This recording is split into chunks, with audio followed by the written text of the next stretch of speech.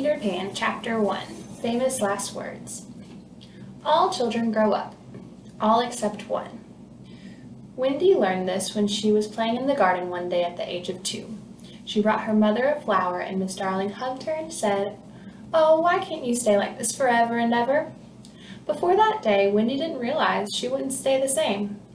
Wendy had 2 younger brothers, John and Michael. They were growing too. Miss Darling stayed home with the children while Mr. Darling went to work in stocks. His stocks didn't always work for him, however, and so the family had to scrimp and save. They still had a nanny, of course, because all of the other families in the neighborhood had one, and Mr. Darling cared very much about keeping up with the neighbors.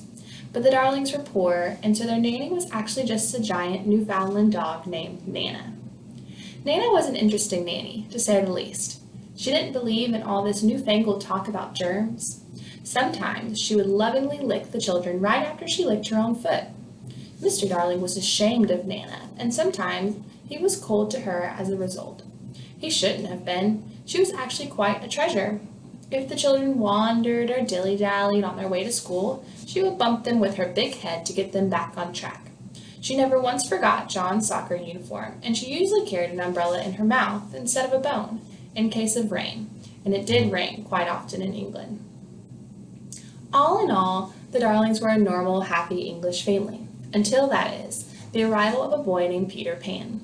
Miss Darling had never heard of Peter Pan until one day when she was tidying up her children's minds. Most good mothers do this after their children are asleep, as if minds are drawers and children's memories are underwear and socks that need to be neatly folded and put away. Oh, how Miss Darling would wrinkle her forehead sometimes at the sweet things she found in her children's minds, wondering where on earth they had picked them up. These things she would lay out lovingly and smooth on the bed for the children to slip on first thing in the morning. Other times, however, she found mean or ugly thoughts in her children's sleepy heads.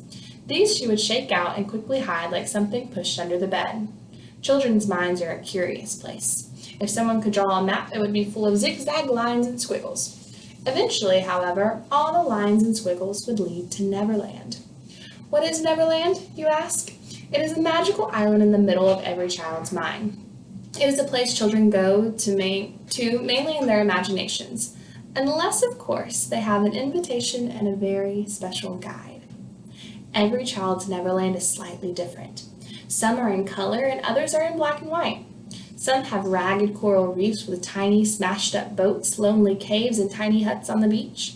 Others have hunchback little old ladies, turtles laying eggs, and gnomes who like to sew. Others still have scary first days of school, trying not to laugh at church, pop quizzes on grammar that you haven't studied for, money from the tooth fairy, and chocolate pudding. There are no rules to what one's Neverland should be.